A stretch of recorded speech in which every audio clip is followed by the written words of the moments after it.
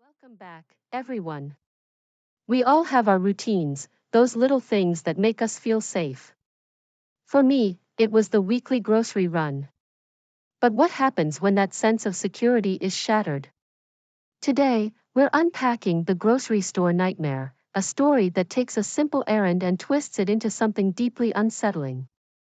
Picture this: the familiar hum of the freezers, the colorful produce, and then, a pair of eyes, always watching. We're talking about a slow, creeping dread, a violation of your safe space, all centered around a butcher named Paul. Get ready, because this is going to change how you see your local store. I've come to love the fluorescent hum that fills the air of Carter's Mart. Its buzzes, flickers, and casts an illumination that feels both clinical and oddly nostalgic. After all, I've been a regular here for years, my shopping cart wheeling toward the same aisles, cruising past the rows of vibrant produce, countless snacks, and tantalizing frozen meals. I've memorized the layout of this place better than the streets of my own neighborhood. But it's not the shelves or the prices that draw me back to this supermarket. No, it's him. Every time I pass through the automated sliding doors, I always seek him out, Paul, the butcher. He stands behind his gleaming counter, adorned in a starched white apron that hides a wiry frame. The scent of spice and raw meat mingles in the air around him, but it is his eyes that ensnare me, pale blue like ice. They seem to see straight through to the core of a person. He's a few years older than I am, maybe pushing 30, yet there's something oddly appealing about his disheveled appearance, a juxtaposition to the polished supermarket environment. I've never spoken more than a few words to him, a simple, "How are you?" or "I'll take a pound of that." But his gaze lingers longer than necessary, his smile always a bit too wide, as if sharing a secret between us.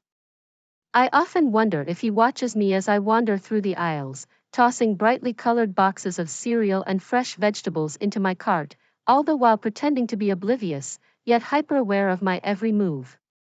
There's something comforting about knowing I have a silent admirer, although, to be fair, maybe I'm romanticizing it.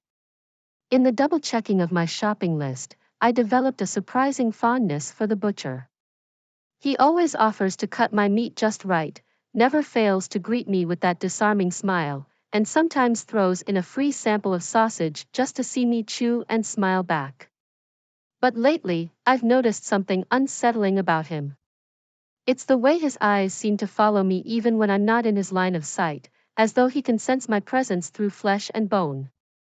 Last Thursday, I was on my usual spree after work, aimlessly pushing my cart down the snack aisle when I felt an uneasy prickle scuttle down my spine. I glanced over my shoulder, and there he was, Paul, standing near the end of the aisle, his hands resting on an empty cart, watching, his sight unwavering. I could feel a wave of heat hooding through me, embarrassment perhaps mingled with something else, something darker. "Can I help you?" I called out, trying to quell the sudden surge of nerves. He roused himself from his daze, almost as if waking from a deep sleep. "Oh, didn't mean to interrupt." He chuckled, but the laugh felt hollow. "Just making sure no one gets into the chips I've set aside for myself." I laughed nervously and backed away, sensing a barrier had been breached. It wasn't long before this behavior escalated. I'd notice him disappearing from his post for longer stretches, presumably to follow me around the store. Sometimes, I'd catch a glimpse of him reflected in the glass case of the deli section, ducking into an aisle whenever I turned.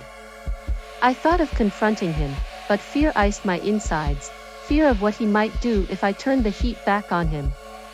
So I did what any reasonable person would do: I avoided certain aisles. If I could dodge the meat section, I could minimize the risk of running into Paul. But avoidance only seemed to fuel the obsession. I overheard the cashier discuss it with a coworker one morning while I was waiting in line, voices barely above whispers. "He's too obsessed with her. People have started noticing," she said. I wanted to shrug it off, to laugh it away like every other adult drama that surrounded me, but the more I tried to shake the worry, the more it seeped into my mind. Then one rainy afternoon, as the bell rang above the sliding doors and I ambled inside, I noticed several boxes tipped over in the candy aisle. As I leaned to pick one up, I saw a shadow flicker past the corner of my eye. Spiraling dread gripped my heart as I turned. There he was again, Paul, lurking like a specter, eyes wide and fixed. I dropped the box back onto the floor and stammered out an excuse for rushing away, but my feet felt cemented. "Wait," he said, his voice low. "Can we talk? Just for a moment?" What could I say? I nodded, the tremor in my knees obviously betraying my nervousness. Walking past the meat counter felt like a leap into darkness. "I've been wanting to say something," he began, his hands gripping the counter as if it were his last tie to sanity. "You're so beautiful. I've seen how kind you are to everyone, especially me. I thought maybe we could do something together sometime. Like dinner?" A chill rippled through me, a current of fear weaving its way up my spine. "Paul, that is, if you're not too busy running from your grocery shopping," he pressed. "I never meant to make you uncomfortable." There was something unhinged about the way he spoke, a mania threading through his words. I glanced behind him toward the storage door. "I'm really busy at home right now," I blurted. "Maybe, some other time?" As I turned, I caught one final glimpse of him, the shock washing over his face. Paul's expression morphed from longing to something primal, panic herring. Eventually, I scrambled through the aisles, half heartsick with guilt and the other half gnawing at sheer terror. I rushed to check out, my heart racing wildly, and barely managed to stammer polite words to the indifferent cashier. And then I never returned. Not the next day, not the next month, until I could pretend that my encounter with him had never existed. But even in the safety of my home, I could feel him lingering at the periphery of my mind, like a shadow that hunts every quiet moment. I spent restless nights, heart racing whenever my phone buzzed, scanning doorways and never truly relaxing. Days passed, weeks ran into one another, yet I was never fully free. I confided in a few friends, shared the terror of those moments, but their disbelief cast shadows of doubt where once my certainty of fear had been so clear. And then one day, I saw it, a post on our neighborhood forum. A photo of the supermarket with captions mimicking a horror story, discussing the butcher, how he had been put away for stalking someone that resembled me, how the eerie feeling felt thick in the air around Carter's Mart.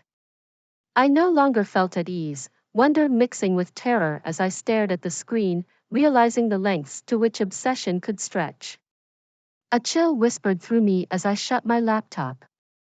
I would walk out of this chapter, leaving it unopened behind me, seeking warmth in the daylight rather than the restless night. But even as I moved with a new purpose, I couldn't shake the sensation, the feeling that Paul was still out there, waiting in the shadows. Because some obsessions, once set in motion, never truly fade. They only adopt a different form, lurking, forever at the edge, hungering for another moment in the light. And so, we reach the end of The Grocery Store Nightmare. It's a story that, I think, leaves us with a lot to think about. It started with something so ordinary, a daily routine, a familiar face in a familiar place. It highlights how easily that sense of normalcy can be shattered, how quickly a place we consider safe can become a source of fear. What struck me most about this story is the slow, creeping nature of the terror. It wasn't a sudden jump scare, but a gradual erosion of safety, a feeling of being watched, of being hunted.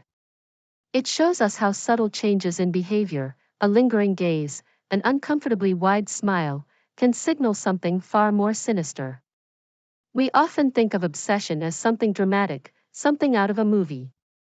But this story reminds us that it can be quiet, it can be subtle, and it can happen in the most unexpected places. It's a reminder to trust our instincts, to pay attention to those gut feelings that tell us something isn't right. And even after the danger is seemingly gone, after Paul is apprehended, the feeling lingers. That's the unsettling truth about obsession. It leaves a mark, a shadow that's hard to shake. It's a reminder that sometimes, the most terrifying threats are the ones that linger in the shadows, always waiting for another moment in the light. I hope this story has given you something to think about, something to reflect on. And I hope, more than anything, it reminds you to stay aware, to stay safe, and to never underestimate the power of your own intuition. Hey, horror fans! If you enjoyed our chilling tale and want to keep the spine-tingling stories coming, don't forget to hit that like button. Your support keeps the darkness alive. Share this video with your friends, let's spread the fear together. And if you haven't already, make sure to subscribe and turn on notifications, so you never miss a hair-raising moment. Join our community of thrill seekers and prepare for more eerie adventures. Thanks for watching, and remember, stay scared.